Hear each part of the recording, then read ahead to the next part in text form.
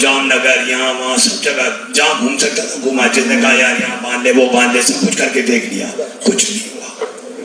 उसके बाद ये आज उस टाइम तो मेरे को मिले नहीं थे, तो मैं पार्क में घूम रहा था सेक्टर 15 में, तो मिस्टर पंकज भार्गव, तो इन्होंने मेरे को कहा कि यार डॉक्टर विष्णु राय चौधरी हैं तो तुम उनके पास चले जाओ। मैंने कहा यार एक बात बताओ, आप तो आप कहीं नहीं जाएंगे, आप देखो तो भैया ऐसे अच्छा तो मौत ही मिल जाए तो अच्छा है। कितना दुखी हो गया, कोई भी शुगर वाला होगा परेशान होगा। तो एनी हाउ इन्होंने मेरे को कहा, इन्होंने मेरे को बुक्स दी, मैंने रात को पढ़ी और मैं सवेरे फोन किया तो इन्होंने मेरे को बुलवा दिया 3 दिन बाद। तो मैं 3 दिन बाद गया तो इन्होंने मेरे को कहा कि भाई ये डाइट फॉलो करना। मैं अपनी बहू के साथ गया, जबकि मेरी बहू भी डॉक्टर है, मेरा बेटा प्लास्टिक सर्जन है, मिसेज मेरी डॉक्टर है, मैं डॉक्टर हूँ, मेरी बेटी डॉक्टर है, दामाद डॉक्टर है, सब डॉक्टर हैं हम। लेकिन जब मैं उनके पास आया और उसके क्योंकि मैं यहीं का रहने वाला हूँ, मेरे ख्याल से काफ़ी लोग मुझे जानते हैं, ठीक है। तो मैं यहाँ पे उनके साथ में कई जो टाउन बार घूमते थे, यहाँ से लेके गुप्ता जी के पास तक गया, रुक जाता था, कम से कम एक चक्कर में 20 जगह रुकता था। तो कहते क्या बात हो गई यार? मैंने कहा यार मेरी तबीयत ठीक नहीं है। और आज की डेट में जब मैंने इनका ट्रीटमेंट शुरू किया तो मेरी बहू मेरे साथ गई थी, क्योंकि वो गायनेकोलॉजिस्ट को कहती पापा मैं चलती हूँ साथ। मैं वहाँ गया, उन्होंने मेरे को बहुत अच्छा ट्रीट किया, क्योंकि मैं फर्स्ट टाइम गया था। तो जब जाके मेरे को इन्होंने दिया कि ये डाइट प्लान है, तो मैं कर लूँगा। घर आया तो किसी को बताया भी यार ये डाइट प्लान और मैं ये करना चाहता हूँ। तो कहती ठीक है। तो मेरा बेटा भी कहने लगा पापा करो।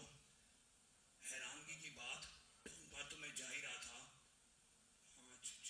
6 दिन मैं कहीं रुका नहीं। मैंने कहा भाई मेडिसिन बंद कर देना। मैंने 3 दिन बाद ना छोड़ के 4 दिन बाद मेडिसिन बंद कर दी। मेडिसिन बंद की, फिर इनको मैंने कहा चल यार, लेकिन मैं डरा हुआ था, कोई भी होगा डरेगा, मैं भी डर रहा था। तो जब मैंने अपनी शुगर चेक की तो मेरी 198 आ गई। मैंने कहा यार मेरी 198 कैसे? मैंने कहा इतना फ्रूट खा रहा हूँ, 700 ग्राम फ्रूट खा रहा हूँ, और ये तो मैंने फ्रूट कभी खाया ही नहीं, सिर्फ एक पपीता को छोड़ के मैंने कुछ नहीं खाया था। और आज की डेट में मेरे ख्याल से 2-2.5 किलो तो खा ही जाता हूँ फ्रूट। अपनी लाइफ में फ्रूट देखा नहीं था और अब फ्रूट ही फ्रूट खाता हूँ, बादाम खाता हूँ, काजू खाता हूँ, सब कुछ खाता हूँ और ठीक हूँ, एक्टिव हूँ। और आज की डेट में मैं 14.5-15 किलोमीटर पर डे सैर करता हूँ। आप कोई भी आज एक बंदा आके देख ले, 5,88,000 आज की डेट तक 1 महीने के अंदर मैं घूमूं, तो उसकी जो मेरी एवरेज बैठी है वो 14.5 किलोमीटर बैठी है। और सांस कहीं नहीं चढ़ता, स्पीड से दौड़ता हूँ, सब कुछ एक्टिव हो गया हूँ, यंग हो गया हूँ, सब कुछ हो गया। तो मेरा कहने का मेरा मतलब ये था कि भाई अगर जिनको भी डायबिटीज है या इन तीनों में से कोई भी बीमारी है, उसका डाइट प्लान वही है। उस डाइट प्लान के हिसाब से चलो, खाओ, और कोई घबराने की बात नहीं है। मेरे ख्याल से 20 या 25 दिन बाद आदत बढ़ जाती है। और मेरे को लगता है कि जो पहले हम बदमाशियां करते थे खाने में, उससे ये ज़्यादा बेटर है। मुझे तो ये याद अच्छी लग गई। तो कहने का मेरा मतलब है, और मैं आज भी ठीक हूँ। मेरा रिकॉर्ड इन्होंने कहा कि भैया अपना रिकॉर्ड भेजो, तो मैंने यहीं के डॉक्टर्स का सबके टेस्ट कराए। आपको मैं बताता हूँ गुप्ता जी कि यहाँ पे लोग बेवकूफ़ बहुत बनाते हैं। लैब के ऊपर क्या लिखा होता है मैंने नहीं पढ़ा था पहले कभी, खुद डॉक्टर हो गए मैंने नहीं पढ़ा था। नीचे ACP गाइडलाइंस लिखी हुई है और ऊपर लिखता है कि नॉर्मल वैल्यू क्या 5.8, 6 से ऊपर नहीं जानी चाहिए, जबकि होनी चाहिए 8.4 और 8 के बीच में। तो भैया आपके बीच में से मेरे ख्याल से 90% मैं कह दूंगा 8.4 तो किसी की जा ही नहीं रही होगी, तो इसका मतलब शुगर है ही नहीं, या ये जिन्होंने बनाया है वो गलत है, या फिर ये जो हम डॉक्टर लोग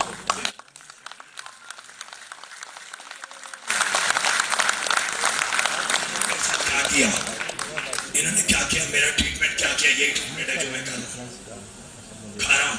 मैं गाड़ी नहीं चला सकता था, अब मैं अलीगढ़ से आया हूँ बेटे के वहाँ से।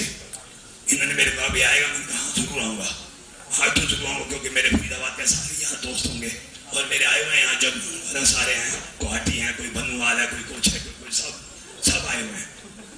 और वो मेरे साथ घूमते थे और उनको मालूम है कि मैं कितना बीमार था।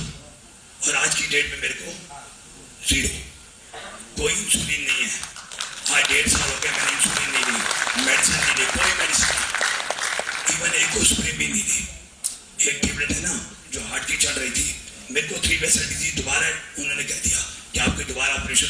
लेकिन अगर ऑपरेशन होगा तो आपकी टेबल के ऊपर डेथ हो जाएगी।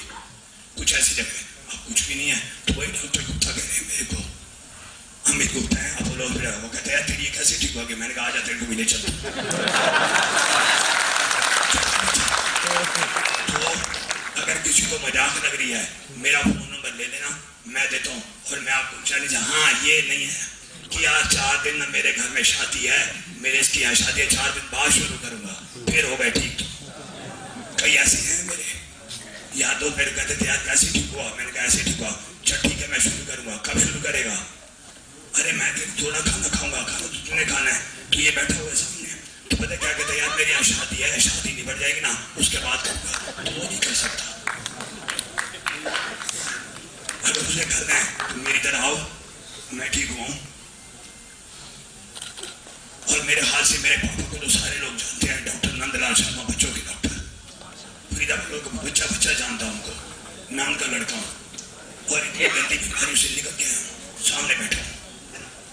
मेरी रेडिएशन हो चुकी है, मेरी सारा गला ऑपरेशन हुआ है। तो कहने का मतलब है कि मैं बिल्कुल ठीक हूँ इस टाइम।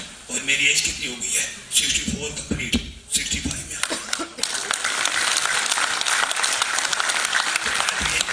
एक जगह और कहूँगा, मैंने पीछे भी एक बार कहा था, जिसको भी मिलता हूँ उसको कहता हूँ यार तेरी बीवी है ना, और अगर लेडीज को है तो यार तू है ना, तो यार एक दूसरे का साथ दो, खाने पीने का ध्यान रखो और एक दूसरे की हिम्मत बढ़ाओ। जैसे मेरी मिसी ने मेरी हिम्मत बढ़ाई और मैं ठीक हो गया। सुबह से लेकर रात तक मेरी हर चीज का मेरा ध्यान रखना। तो सब चीजों का ध्यान रखने के बाद मैं ठीक कर दिया। अब मैं ठीक हूँ बिल्कुल। और मैं ओपन चैलेंज से कहता हूँ कि कोई कहता ना कि यार ये तीनों की चीज ठीक नहीं हो सकती, मेरे पास आ जाओ, मैं लिख के देता हूँ। मैं इनके यहाँ मेरे ऑफिस में बैठ जाता हूँ और इनके साथ बैठ के आपको कहता हूँ कि यार आ जाओ, जैसे कहते हैं नहीं ठीक हो मैं ठीक हो गया। जाओ देखो रिपोर्ट। डॉक्टर पीसी गुप्ता बहुत मशहूर है, फरीदाबाद डायग्नोस्टिक सेंटर। किडनी मेरी 78% 79% किडनी मेरी खराब हो चुकी थी डायबिटीज की वजह से। और अब जब मेरे टेस्ट हुए तो बिल्कुल ठीक आ गई, बिल्कुल 33 आई है और बिल्कुल नॉर्मल। किडनी मेरी थोड़ा काम करने लगी, पैनक्रियास काम करने लगा। कैंसर कहाँ गया यार? लोग तो कहते हैं साल में मर गया, 2 साल में मर गया, 6 महीने मर गया, 13 साल में तो नहीं मरा यार। मैं सामने बैठा हूँ यार, क्या मजाक करूँ? मजाक है? किसी को कुछ कहना तो मेरे सामने यहाँ आ जाओ, मैं डिबेट करता हूँ। कोई मेरे को चैलेंज देना चाहता आ जाए। हाँ ये है कि अगर इन्होंने मेरे को कहा ना कि 15 दिन बाद चीटिंग कर सकते हो, मैं चीटिंग में भी चीटिंग नहीं करता। टाइम पे खाना, टाइम पे सब कुछ करना, आराम से और सैर भी करना, खाने पीने का ध्यान रखना। और मैं बिल्कुल ठीक हूँ। मेरी मेडिसिन बंद हुए 1.5 साल हो गया। और उसके बीच में जिसने मुझे भेजा पंकज भार्गव ने, उसका धन्यवाद। और मैं तो ये कहता हूँ कि यार इसको तो डॉक्टर बन जाना चाहिए 40 साल पहले। जैसे ये 60-70 साल के ना, तो 30 साल से है तो 40 साल पहले आ जाते, तो ये 40 साल से तो ये ना खा रहे होते जैसे मैं खाता था। ये नहीं है कि मेरे को शिकवा है। हाँ आज मैं कह सकता हूँ, आप अभी नहीं कहोगे, जब ठीक हो जाओगे तो आप यही मानोगे बातों को। मेरे को आज इस बात के प्राउड है कि यार ये विष्णु रूप राय चौधरी कोई चीज है, 100% है।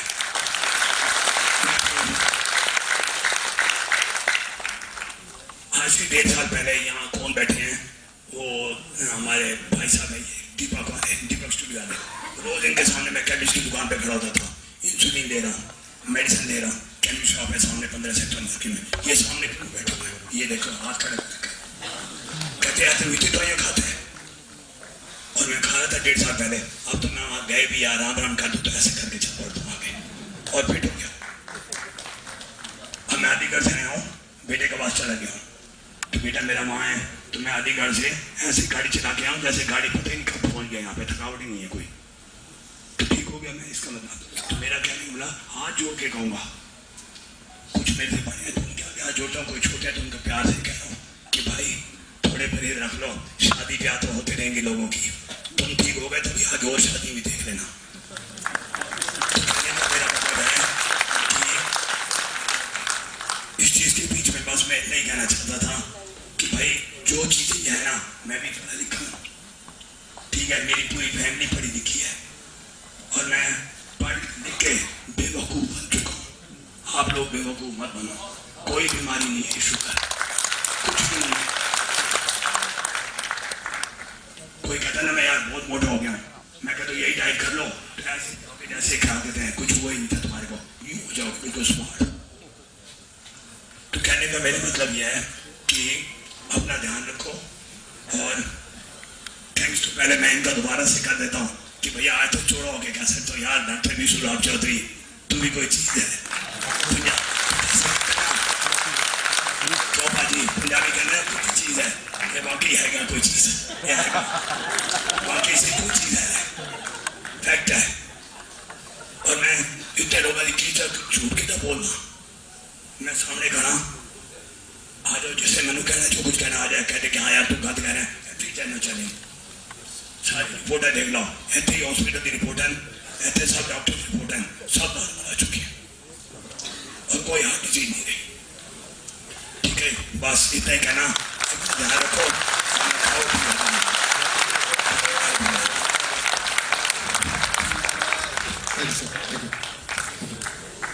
Mobile number question answer round में। अच्छा आप नंबर देंगे? नंबर दे दीजिए। 98 110 36142 98 110 36142। मैं अभी बता दिया यार, घर तक तो छोड़ देते हैं।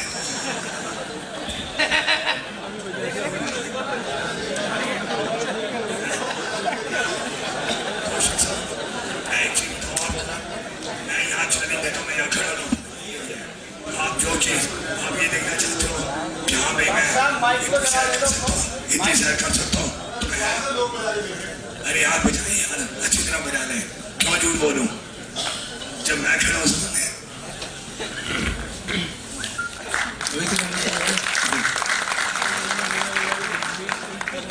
अब इन्होंने जो किया देखिए, कैंसर है, डायबिटीज है, हार्ट डिजीज है, इरेक्टाइल डिस्फंक्शन है, स्ट्रोक है, किसी में स्ट्रोक ऑलरेडी आ गया स्ट्रोक, अब पैरालाइज्ड है, तो दिमाग में कि अब तो जिंदगी भर पैरालाइज्ड ही रहना है। जबकि ट्रूथ है जो मैं अभी बताने जा रहा हूँ नेक्स्ट 15 मिनट्स में। और अगर आपके आसपास कोई ऐसा स्ट्रोक पेशेंट है तो अगर बताएंगे उनको, so he can recover, it may take about 6 months 9 months time, but he can recover, right. So सीधे हम जर्नी शुरू करते हैं। देखिए 10 साल हो गए मुझे, 10 साल ज़्यादा हो गए, करीब 20,000 पेशेंट देखे, 40% इंडियन है। इंडिया में जो मेरे पेशेंट्स हैं वो ज़्यादातर जो डायबिटीज़ के पेशेंट हैं वो मोटे होते हैं। 7 साल पहले मेरा सेंटर शुरू हुआ वियतनाम में, वहाँ जितने भी डायबिटीज़ के पेशेंट हैं वो पतले हैं। तो एक बात सामने मेरे दिमाग में आया कि डायबिटीज़ का कनेक्शन मोटा या पतले से नहीं है। यहाँ पे ये लगता है कि डायबिटीज़ मतलब मोटापन, मोटेपन से डायबिटीज़, जबकि ऐसा कोरिलेशन रियलिटी में नहीं है। 3 साल पहले मलेशिया में सेंटर खुला, मलेशिया में डायबिटीज़ का जो एपिसोड है वो 16%, इंडिया से भी डबल। वहाँ हर तरह के लोग हैं, मोटे वाले भी हैं, पतले वाले भी हैं। और जितने भी डायबिटीज पेशेंट मुझे मिलते हैं 80% of them are not just diabetes patient. वो सिर्फ डायबिटीज पेशेंट नहीं है, डायबिटीज के साथ 3 4 5 बीमारियां, अभी सर ने एग्जांपल दिया। डायबिटीज शुरू हुई थी कहानी, लेकिन along with that kidney patient भी हैं, कैंसर भी हो गया। और वो बड़ा नॉर्मल बात है, क्योंकि मैंने आपको बताया the moment you start taking the medicine, तो मेडिसिन एंजियोजेनेसिस बैलेंस को बिगाड़ेगा और एज ए रिजल्ट बाकी डिजीज होगी। आपको लगता है कि ये इंसिडेंटल है कि ये डायबिटीज पेशेंट था कैंसर पेशेंट बन गया, but it is not incidental, it is very much connected. क्या कनेक्शन बना पा रहे हैं थोड़ा बहुत? The moment you take the medicine, that medicine itself will break that angiogenetic balance. अब वो हार्ट डिजीज होगा, कैंसर होगा, वो सारी चीज होगी। और डायबिटीज जहां पे थी वो तो है ही, लेकिन बाकी और चीज जुड़ेंगी। 80% पेशेंट और 20% जो पेशेंट सिर्फ डायबिटीज वाले हैं वो है जो कि पहले 2 साल के अंदर है, रिसेंटली डायग्नोज है, इसलिए वो है। वो कोई भी ऐसा पेशेंट आपको नहीं मिलेगा जो लाइफ लॉन्ग सिर्फ डायबिटीज पेशेंट बन के रहेगा, ऐसा हो ही नहीं सकता। ये तभी हो सकता है जब वो डायबिटीज की दवा ना ले। Try to understand. तो जब हमारा डायबिटीज टूर होता है तो 3 दिन का हमारा कैंप होता है, तो सबसे पहला काम करते हैं कि एक डब्बे में उनकी सारी दवाइयां एकदम रखवा लेते हैं। शॉकिंग बात है कि भाई इतने सालों से मैं दवाई ले रहा था, अचानक छोड़ दूंगा, तो डॉक्टर ने तो बोला कि भाई छोड़ने से तो अचानक नहीं छोड़ सकते। बट द ट्रूथ इज कि जो चीज खराब है वो अचानक छोड़ना ही ठीक है. एंड मैं आपको बताता हूँ मेरा एक्सपीरियंस कि मेरे पास जो पेशेंट आते हैं they have been taking medicine for 20 years 30 years. ऐसा नहीं कि रीसेंट वाले हैं, 20 साल मेडिसिन ले रहे हैं और एक दिन में छोड़ दिया, एक दिन में, right. So lot of medicine, चाहे डायबिटीज की मेडिसिन हो, ब्लड प्रेशर की हो, कोलेस्ट्रॉल की हो, when they are under my supervision they have to stop it. लेकिन हम मॉनिटर भी करते रहते हैं, अबाउट 10% को थोड़ा बहुत देना भी पड़ता है. That is also true. But the myth is that medicine can not be stopped. That is the myth कि मेडिसिन छोड़ा नहीं जा सकता या मेडिसिन छोड़ने से कोई एडवर्स इफेक्ट होगा. That is myth. मैं आगे इसको और एक्सप्लेन करता हूं आपको. इंडिया में देखिए इस पिछले साल करीब 5.5 करोड़ लोग बिलो पॉवर्टी लाइन चले गए मेडिसिन खाते खाते, यानी कि इतना पैसा मेडिसिन में खर्च कर दिया. तो इतना सारा हम मेडिसिन खाते हैं या इतना इंटरवेंशन करते हैं. डायबिटीज से किडनी फेलियर होता है. कैसे? डायबिटीज, हाई ब्लड शुगर क्या करता है, हमारे एंजियोजेनेटिक रिस्पॉन्स को बढ़ाता है, घटाता है. ब्लड शुगर एंजियोजेनेसिस को इंक्रीज, टू मच, रेटिनोपैथी होगी. किडनी में भी ब्लड शुगर एंजियोजेनेसिस को बढ़ाएगा. किडनी में अगर ब्लड शुगर एंजियोजेनेसिस को बढ़ाएगा मतलब ज्यादा ब्लड वेसल्स होंगे तो क्या होगा, तब भी किडनी फेलियर होगा. तो आप क्या करते हैं, ब्लड शुगर ना बढ़े तो आप मेडिसिन लेना शुरू करते हैं. मेडिसिन क्या करता है, एंजियोजेनेसिस को घटाता है. एंजियोजेनेसिस घटेगा या बढ़ेगा, both the cases effect is same, kidney failure. Kidney एक बैलेंस के बीच में रह सकता है. ज्यादा ब्लड वेसल किडनी फेलियर, कम ब्लड वेसल किडनी फेलियर. ज्यादा कैपिलरीज किडनी फेलियर, कम कैपिलरीज किडनी फेलियर. तो अगर शुगर बढ़ा रहेगा तो ज्यादा capillaries, your kidney will fail. दवा लेके कम कर रहे हैं तो दवा ओवरऑल एंजियोजेनेसिस को ही घटा देगा, तो भी it will cause kidney failure. तो आप देखिए, आप दवा लें या ना लें, इन बोथ द केसेस आपकी जो लाइफ स्पैन है वो उतनी ही है. दवा की वजह से लाइफ स्पैन बढ़ी नहीं है, वो उतनी ही है. कारण मृत्यु का भी बढ़ा घटा चेंज नहीं हुआ, वो भी वही है. अंदर के मैकेनिज्म थोड़े चेंज हो गए. तो यहां पे देखिए ग्लिपाजाइड, मैं एक एग्जांपल ले रहा हूं कि जैसे ही आप कोई दवा लेते हैं या ये दवा लेते हैं तो it inhibits the angiogenesis and the moment it happens तो इट स्टार्ट्स किडनी फेलियर या एम्पुटेशन, ये सारी चीजें शुरू हो जाती. जैसी डायबिटीज की दवा लेंगे तो दवा क्या करेगा, आपके मान लीजिए हार्ट में ये सारे ब्लड वेसल्स हैं, तो दवा क्या करता है कि ये ब्लड वेसल्स को एक करके काटता जाता है. हार्ट के ये कैपिलरी है, इसको उड़ा दिया, तो अब क्या होगा, उस वाले सेल्स में सप्लाई बंद होगी, राइट. इसे कहते हैं कोलैटरल ये रिग्रेशन. रिग्रेशन मतलब सप्लाई बंद करना, राइट. तो the moment you start diabetes medication, it's ये इस तरह से एक एक डंडी खत्म हो रही है. लेकिन ये डंडी कितने हैं, 2000 करोड़ है. 2000 करोड़ डंडियां हैं. तो इसीलिए एक दिन में नहीं पता चलता कि अगर सप्लाई एक जगह से खत्म होगी तो वही वाला सेल किसी और सिमिलर डंडी जो आसपास ही होगा वहां से फिर भी ले रहा होगा supply of food and oxygen, right. तो लेकिन आप तो एक दिन 2 दिन दवाई तो लेंगे नहीं, आप तो सालों साल लेंगे ना, तो ये डंडी खत्म होती जाती है, ये जा रही है. और एक बार ऐसा आएगा कि ये डंडियां हैं ही नहीं, तो ये जो सेल है जो थोड़ा दूर हो गया, अब किसी भी कैपिलरी के नजदीक नहीं है, now it will die and that is called heart attack. अब लेकिन कभी भी वो डायबिटीज की दवा से कोई कनेक्ट करेगा नहीं, डॉक्टर को बताएगा नहीं. जबकि आप देखिए जो रिसर्च पेपर है, राइट, वो सारे यही प्रूव करते हैं. The moment you start taking the medicine, the first thing is कि वो डंडिया, मैं इसको डंडिया बोल रहा हूँ ताकि आपको आसानी समझ आ जाए, वो कैपिलरीज बोल सकते हैं आप उसको, कैपिलरीज को वो इमीडिएटली धीरे धीरे करके खत्म करना शुरू कर देते हैं. सो ऑलवेज आई से टू ऑल माय पेशेंट्स कि भाई आपको जो हेल्थ है, it starts after stopping the medication. Health can not be with medication. Health can not be with medication. की दवाई के साथ साथ कैसे हम हेल्दी रहे वो नहीं हो सकता. दवाई के बिना ही हेल्दी रह सकते हैं, उसको छोड़ने के बाद ही हेल्थ का स्टार्ट हो सकता है. So you can not see anybody in this world जो दवाई ले रहा हो वो हेल्दी रहे, वो तो फिर रिग्रेशन होगा ना, कोलैटरल रिग्रेशन. और जहां जहां कोलैटरल रिग्रेशन होगा वो वहां के सेल मरते जाएंगे, राइट. और वहां के सेल मरेंगे तो वो जिस भी ऑर्गन के सेल मरेंगे वो वाली बीमारी का नाम आपके पास साथ जुड़ जाएगा. ये हार्ट डिजीज का पेशेंट है, ये किडनी फेलियर का पेशेंट है, राइट. लेकिन अब देखिए हार्ट डिजीज, किडनी फेलियर, दोनों में काम मैकेनिज्म सेम ही हो रहा है. वो डंडी किसकी पहले ज्यादा मर रही है वही डिफरेंस है. Both disease are same, both mechanism are same. तो अब सोल्यूशन क्या है, ये बड़ा इंपॉर्टेंट. अभी तक मैंने थोड़ी प्रॉब्लम बताई, अब सोल्यूशन क्या है, कैसे करना है. अब देखिए बड़ा इंटरेस्टिंग है, ब्रेन स्ट्रोक कैसे होता है. ये ब्रेन के ब्लड वेसल्स है मान लीजिए.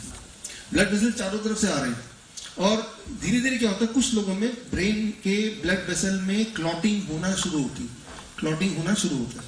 और जैसे ही वो क्लॉटिंग होने लगता है तो कुछ दिन बाद पूरी क्लॉट हो जाएगा, तो उसके आसपास के सेल्स को सप्लाई बंद हो जाएगा ना।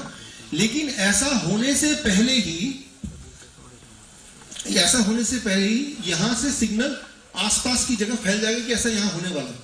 तो आसपास के जितने और वो डंडियां हैं, कैपिलरीज हैं, वो फटाफट तेजी से उसकी तरफ भागेंगे, बढ़ेंगे। मतलब नए कैपिलरी फॉर्म होगा, जैसे इंजरी में होती है, नए कैपिलरी बनते हैं ना, लेकिन एक दिन में नहीं बनते, 2-4 दिन 5 दिन लगते हैं। वैसे ही फटाफट पड़ेंगे 2-4 दिन 5 दिन 10 दिन में। और अगर क्लॉटिंग 100% होने से पहले बढ़ गए तो उसके बाद भी क्लॉटिंग 100% हो जाएगा, लेकिन ब्रेन स्ट्रोक नहीं होगा उसको। Try to understand that, right. हो सकता है कि आप में से इंक्लूडिंग मी, मेरे ब्रेन में क्लॉटिंग हो, बट मुझे पता ही नहीं है, क्योंकि मेरे क्लॉटिंग होने से पहले ही वो जो मेरे बॉडी का मैकेनिज्म है एंजियोजेनेसिस, उसने टेक केयर कर लिया। And that is very much normal.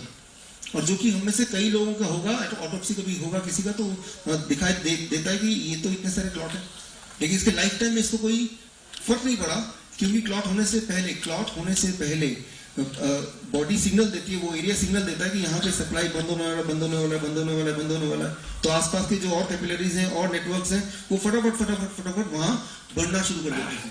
अब लड़ाई है कि ये धीरे धीरे ब्लॉक बढ़ता जा रहा है और वो तेजी से आते जा रहे हैं। अगर वो पहले आ गए तो ब्लॉक होने के बाद भी आपको फर्क नहीं पड़ेगा। और बाई चांस की बात है, किस्मत खराब रही कि ये आ ही रहे थे और पहले ही ब्लॉक हो गया, that is called brain stroke. लेकिन ये नेचुरल बात नहीं ब्रेन स्ट्रोक होना, ये उसको हो सकता है जिसका एंजियोजेनेटिक बैलेंस बिगड़ा हुआ है। एंजियोजेनेसिस का काम ही ये है कि कभी इमरजेंसी में आप पहले पहुंचो, उसका काम ही ये है, वो इसीलिए है बॉडी में। तो ये काफी अनयूजुअल है किसी को अगर ब्रेन स्ट्रोक होता है। तो वो क्यों होता है उस पर मैं आता हूँ। ये मैकेनिज्म समझने से आपको ये पता चल जाएगा कि हम लोग ब्रेन स्ट्रोक होने के लिए बने नहीं है, किसी को हो ही नहीं सकता brain stroke, if you understand this, right. तो इट कैन बी प्रिवेंटेड। इसको समझने के लिए बड़ा सिंपल सा मैं एग्जांपल दे रहा हूं, so that you understand this process. देखिए, मान लीजिए ये ब्लड वेसल है आपका, इसको ध्यान से समझना पड़ेगा। अंदर से ब्लड वेसल ब्लड फ्लो होता है। जो सबसे इनर लेयर है, द इनर मोस्ट लेयर, उसे कहते हैं एंडोथेलियल लेयर। उस नाम याद मत रखिए, डजंट मैटर। लेकिन उस लेयर में जो एंडोथेलियल सेल्स है, सबसे ऊपर वाले लेयर में, वो सेल्स हमेशा सेंस करता रहता है कि आसपास सब कुछ ठीक ठाक है कि नहीं, और उधर क्लॉटिंग है कहीं किसी और जगह पे, राइट। वो डंडी को जरूर रखो यार, उसको यहीं रखो, इसकी जरूरत पड़ती है। सो अब यहाँ पे क्लॉटिंग होने वाली है, तो वहां पे एक एजेंट बैठा हुआ है, उस एजेंट का नाम है, it is called VEGF, vascular endothelial growth factor. और ऐसे कम से कम 70, 80, 100 और भी हैं, मैं एक ही नाम ले रहा हूं जस्ट आपको समझाने के लिए, राइट। तो इमेजिन कीजिए कि यहाँ क्लॉटिंग होने वाला है और ये ब्लड वेसल है, इसके अंदर एंडोथेलियल सेल है, और बाकी जो आसपास के जगह है वहां पे VEGF पूरे बॉडी में फैला हुआ है। उसका काम है सिग्नल भेजना, सिग्नलिंग सिस्टम, कि कहां पे एक्सेलरेट करना है और कहां पे ब्रेक लगाना है। ब्रेक कहां लगाना है? जहां कैंसरस ट्यूमर बढ़ रहा था। एक्सेलरेट कहां करना है? जहां पे क्लॉटिंग बढ़ रही थी। क्लियर हो गई? तो ये कौन भेजता है ये सिग्नल? ये VEGF जो है ये भेजता है सिग्नल, राइट। और किसको भेजता है? ब्लड वेसल के इनर मोस्ट लेयर में क्या है? एंडोथेलियल लेयर को भेजता है। तो ये बड़ा सिंपल मैकेनिज्म है और ये लगातार चल रहा है। इस वक्त जब आप मुझसे हम बातचीत कर रहे हैं तो अभी भी चल रहा है। उसके लिए हमें कुछ करने की जरूरत नहीं है, भगवान ने बना दी, वो चल ही रहा है, तभी हम जिंदा भी हैं शायद, राइट। तो that is very normal and it keeps on happening.